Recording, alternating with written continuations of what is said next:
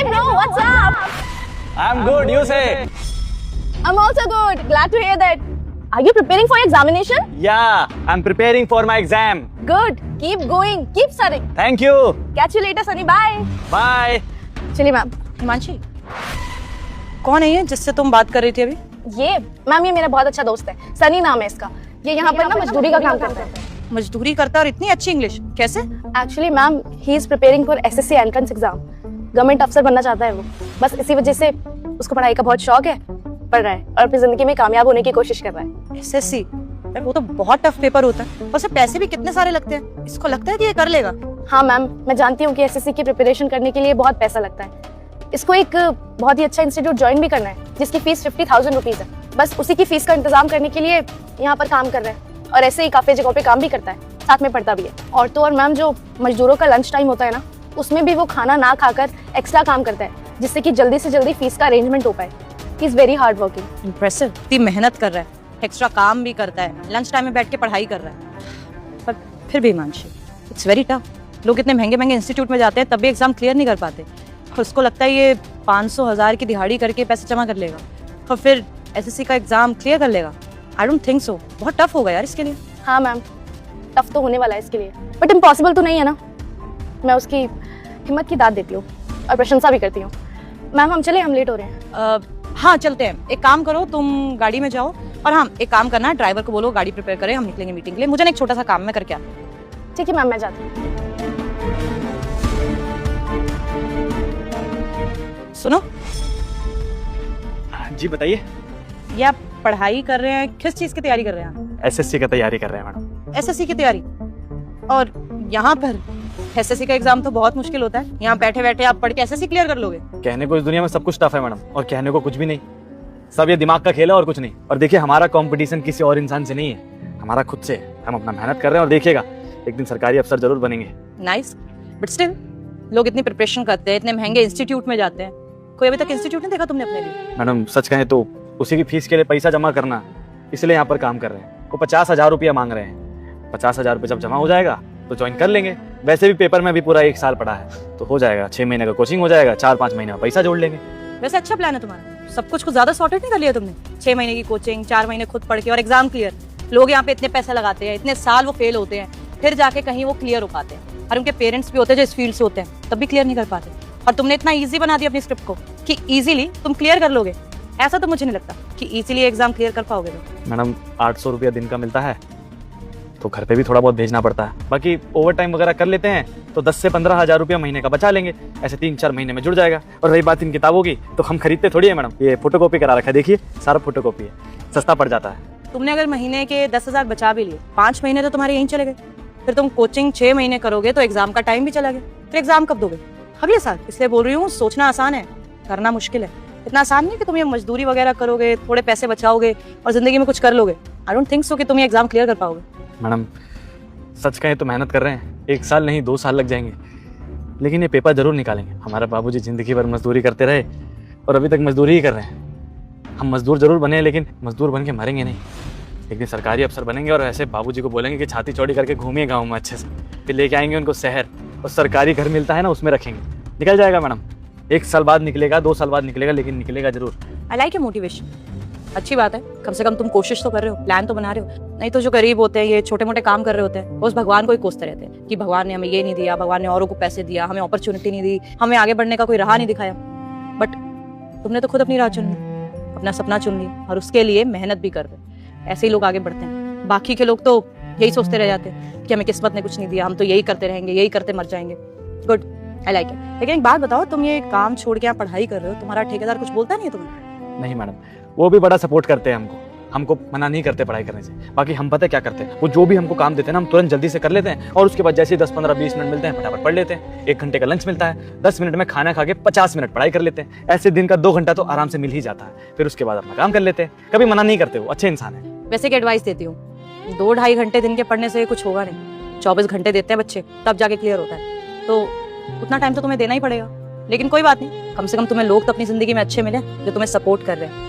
I hope कि तुम ये एग्जाम क्लियर कर लो, मुझे बहुत खुशी होगी। All the best for your exam. शुक्रिया मैडम।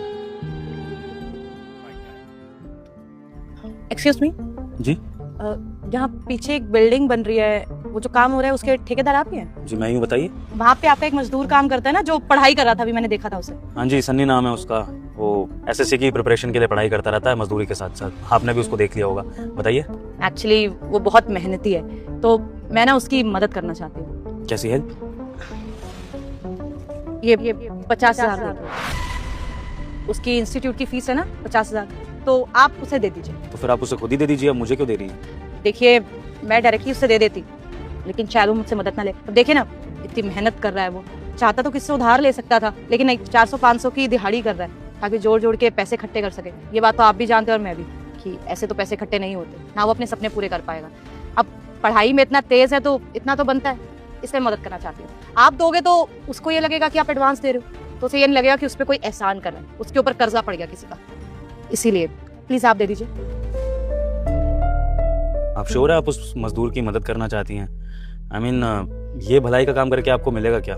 और आप अपना नाम भी छुपा रही हैं, ये भी नहीं चाहती कि उसको पता लगे कि पैसे आपने दिए हैं। इतना अच्छा प्रिटेंड कर रही है कि आप हैं, या फिर सच में आप उसकी मदद करना चाहती हैं? देखिए, आपकी बात सही है, आजकल के टाइम में कोई बिना फायदे किसी की मदद करना ही नहीं चाहता, लेकिन मुझे भगवान ने अगर इतना सब कुछ दिया है और मैं सक्षम हूँ कि मैं किसी की मदद कर सकूँ, उसको पढ़ा सकूँ, तो मैं जरूर करूँगी। उसको देख के मुझे अच्छा लगा कि ओवर टाइम कर रहा है, पढ़ाई कर रहा है, और ये सपने सजा के बैठा है कि वो शायद एसएससी क्लियर कर लेगा, लेकिन आप भी जानते हो और मैं भी जानती हूँ कि बहुत मुश्किल है, इतनी आसानी से नहीं हो सकता। ज्यादा कुछ नहीं, मैं उसकी इतनी तो मदद कर सकती हूँ कि उसकी इंस्टीट्यूट की फीस दे दूँ ताकि वो पढ़ाई पे ध्यान दे। अगर कुछ बन जाएगा तो बहुत अच्छी बात, पर वैसे भी मेरे पापा कहते थे कि लोगों की मदद ऐसे करो कि एक हाथ से करो तो दूसरे हाथ को पता ही ना चले, इसलिए मैं नहीं चाहती कि उसको पता चले। आप यही बोलना कि ये पैसे आप ही दे रहे हो एडवांस। ठीक है जी, अगर आपका ये नेक विचार है तो उसमें मैं भी आपकी मदद कर दूंगा। मैं जाकर उसको पैसे भी दूंगा और उसको पता भी नहीं लगने दूंगा कि मदद आपने करी है। ठीक है जी? Thank you.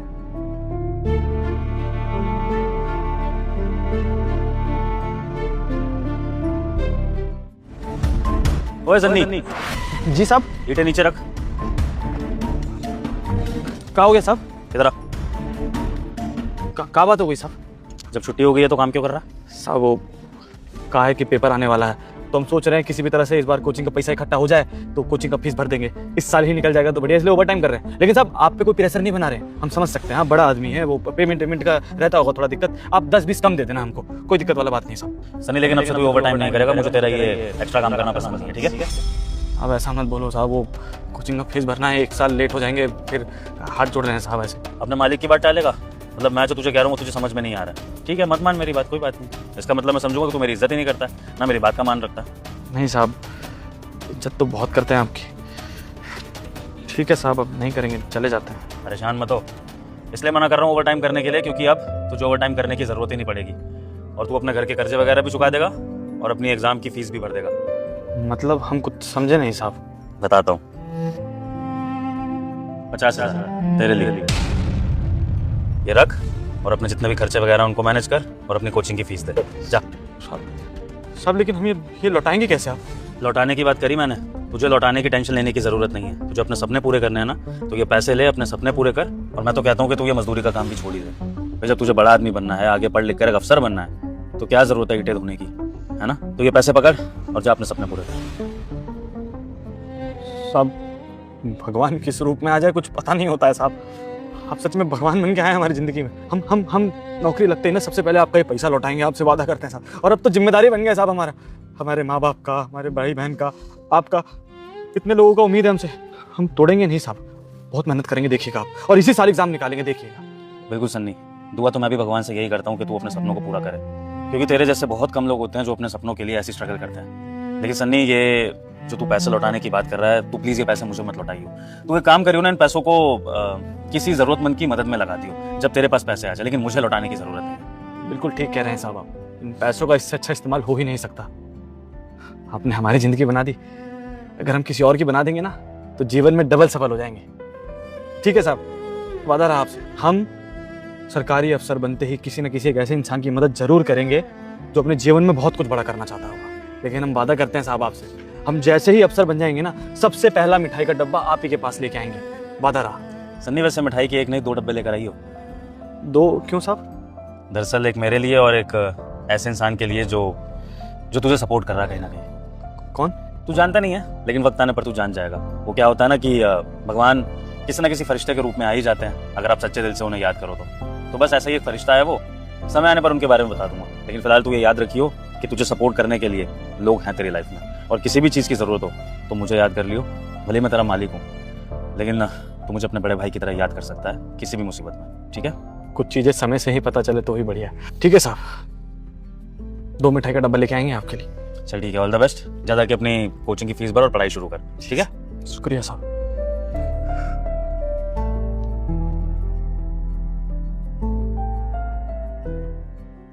दीदी मेट्रो चलना। साहब आपको आपका सामान मिल गया था ना? सामान? कौन से सामान की बात कर रहे हो दीदी? साहब जब आप सुबह में रिक्शे से उतरे थे ना, तब आपकी फाइल और पैसे आप यहीं भूल गए थे। जी सर। आगे भैया। हाँ सर, डन है मेरी साइड से। बाकी आप बात करके देखिए एक बार उनसे। थैंक यू दीदी। नहीं नहीं, कोई बोलने वाली बात ही नहीं है। ये क्या है? अरे ये तो शायद साहब का सामान है, वो यहाँ भूल गए हैं। एक काम करती हूँ, मैं उनको दे आती हूँ, खामखा परेशान होंगे। लेकिन वो गए कहाँ होंगे? इस तरफ गए हैं, शायद उनका ऑफिस इस तरफ ही होगा। देखती हूँ जाकर। अरे ओ, काम उठा के चली जा रही है अंदर। साहब हमें यहाँ पे एक साहब से मिलना है। अच्छा, और साहब लोग इतने वेले हैं कि तुझ जैसी औरत से मिलेंगे? जाकर भीख मांग अपना काम करने के लिए यहाँ से चल। नहीं साहब, हमारा वो मतलब नहीं था। वो क्या है ना, हमारे रिक्शे में उनका ये पैसा और फाइल भूल गए थे वो, तो वही वापस करने आए हैं हम। भूल गए थे? तूने जान के रख लिए? अरे नहीं साहब, हमें अगर रखने होते तो हम वापस देने थोड़ी आते। आप हमें साहब से मिलवा दीजिए, हम पैसे उनको और ये फाइल वापस कर देंगे। अपना साहब लोग इतने भी फ्री नहीं है, मीटिंग में होंगे, टाइम नहीं है उनके पास। काम कर, मुझे दे, मैं दे दूँ। अरे नहीं साहब, हमको मिलवा दीजिए ना उनसे, और हम उनको बता भी देंगे कि वो ये फाइल और ये पैसा भूल गए थे। उन्हें हमारी शक्ल याद होगी, हमारे रिक्शे में बैठे थे वो। मैं चोर दिख रहा हूँ क्या तुझे? इस कंपनी का मैनेजर हूँ, आई समझ। चल दे इधर, दे दूंगा मैं पैसे, निकल। और सुन, इस कंपनी के ना आसपास भी दिख मत जाइए मुझे, तो मैं ऐसा हाल करूँगा, याद रखिए। चल।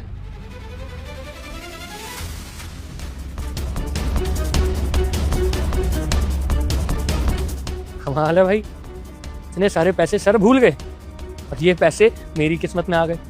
सही है, रख लेता हूँ, कोई देख ना ले। तो आपको वो सामान आपका मिल गया ना? नहीं दीदी, मुझे तो मेरा सामान वापस नहीं मिला है। अगर आप ऑफिस छोड़ के गई थी तो फिर वो कहाँ गया? साहब वहाँ पे एक साहब थे, उन्होंने बोला कि हम साहब को दे देंगे, तो हमने उनको दे दिया सामान। समझ गया। दीदी आपको मेरी छोटी सी मदद करनी होगी। जी साहब बताइए ना। दरअसल मुझे मेरा सामान भी वापस मिलेगा, और जिसने ये सामान गायब किया है मुझे उसको भी रंगे हाथों पकड़ना है, लेकिन इसमें मुझे आपकी मदद की ज़रूरत होगी। तो जो मैं आपको बोलूँगा करने को वो आप करेंगी? जी साहब, हम बिल्कुल करेंगे। तो करना आपको ये होगा,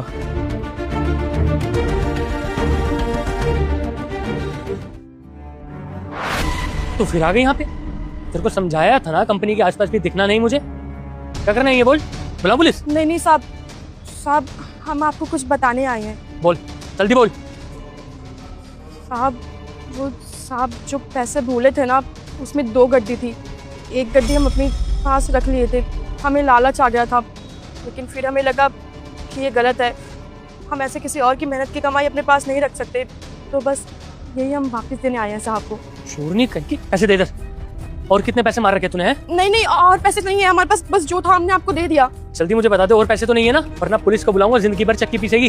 जल्दी बोल। नहीं साहब, ऐसा मत कीजिए, हमें अगर रखना होता ना हम वापस देने नहीं आते। हमसे गलती हो गई, माफ कर दीजिए हमें। ठीक है, अब तो माफ कर रहा हूँ, लेकिन दोबारा इस कंपनी के आसपास दिखी ना तो लास्ट वार्निंग समझना मेरी। पुलिस को बुला लूँ और तेरी सारी हरकतों के बारे में बता दूंगा, याद रखना इस बात को। चल निकल, दफा हो जा, दफा। कमाल, भगवान आज इतनी मेहरबानी, एक साथ 2 गड्डियां। सैलरी तो मिलती ही थी, आज बोनस भी मिल गया। देख के नहीं रहा। यस सर, आपने मुझे बुलाया? हाँ उज्जवल, तुमसे कुछ पूछना था मुझे। जी सर, पूछिए। ऑफिस में जब मैंने एंट्री कर ली थी, तो जब मैं अपने कैबिन में था तो ऑफिस के बाहर कोई आया था? नहीं सर, कोई भी नहीं आया। किसी ने आना था क्या? कोई लड़की, पैसे, कुछ ऐसा नहीं हुआ है बाहर ऑफिस के? नहीं सर, नहीं आ रही, याद नहीं आ रही, ऐसा तो कुछ नहीं हुआ। कोई लड़की नहीं आई, कोई पैसे भी नहीं आए। समझा नहीं सर आप क्या?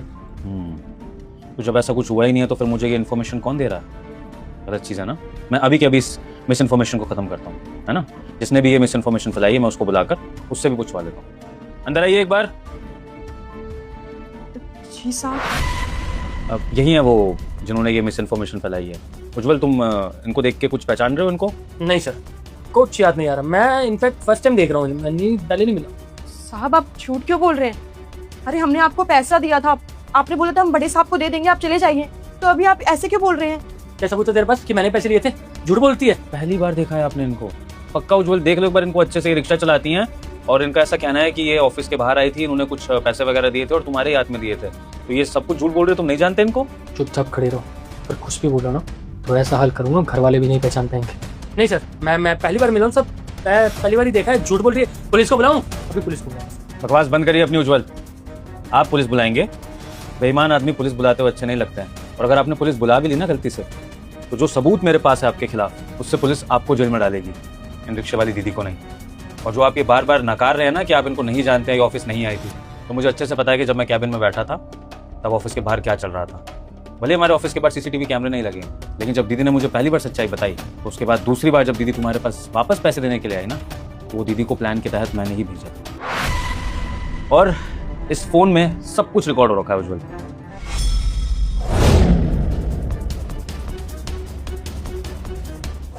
आप अभी भी डिनाई करेंगे उज्जवल, या फिर मैं पुलिस को बुलाकर सबके सामने ये वीडियो चलाऊं, फिर पूरे ऑफिस के सामने आप कबूल करेंगे और माफी मांगेंगे? बताइए। झूठ बोलने की भी लिमिट होती है उज्जवल, कितना झूठ बोलोगे? यहाँ पर बात ये एक्सेप्ट करने की हो रही है कि तुमने वो पैसे रखे अपने पास, जो पैसे मेरे थे, मैं रिक्शा में भूल गया था दीदी के, और उसके बाद दूसरी बार भी जब दीदी आई तब भी तुमने वो पैसे अपने पास रखे, और बाकायदा तुमने ये बात बोली है कि ये पैसे तुम अपने पास रख रहे हो। तो मैं तुम पर ये सीधे सीधे इल्जाम लगा रहा हूँ कि तुम इस ऑफिस में चोरी जैसा काम भी करते हो। एक सेकंड रुकिएगा सर, एक सेकंड, मुझे लग रहा है कंफ्यूजन हो गई थोड़ी सी। एक सेकंड, शक्ल इधर करना। हाँ, अब पहचान गया मैंने, अब मैंने पहचान गया, इन्होंने ही मुझे पैसे दिए थे। अब क्या ना, क्लैरिटी आ गई। उस टाइम क्या हुआ, मैं भी एकदम खाम खाम रहता ना, तो मैं ऑफिस के बाहर निकला और ये भी एकदम से आ गई, तो जल्दबाजी में पैसे देकर चली गई। तो शक्ल मुझे इनकी याद ही नहीं थी, अभी याद आई है। हाँ सर, ये पैसे मुझे देकर गई थी, मेरे पास ही पैसे। तो हुआ क्या ना कि पैसे लेकर मैं आया और काम में बोले, आपको पता ऑफिस में कितना काम होता है, काम की वजह से सर मैं आपको पैसे लौटाना ही भूल गया। पैसे मैंने रखे हुए हैं, एक सेकंड, मेरे पे ही है सर। दो गड्डी दी थी ना आपने, 2 गड्डी दी होगी, मेरे को याद है। लीजिए सर, ये आपकी 2 गड्डी, और तो नहीं दिए थे। हो गया सर, सर हाँ सर, वीडियो वगैरह वाला क्या आप कैसे, इसकी जरूरत नहीं है सर वीडियो वायरल करने की, मतलब सर सब क्लियर है यहाँ से ना।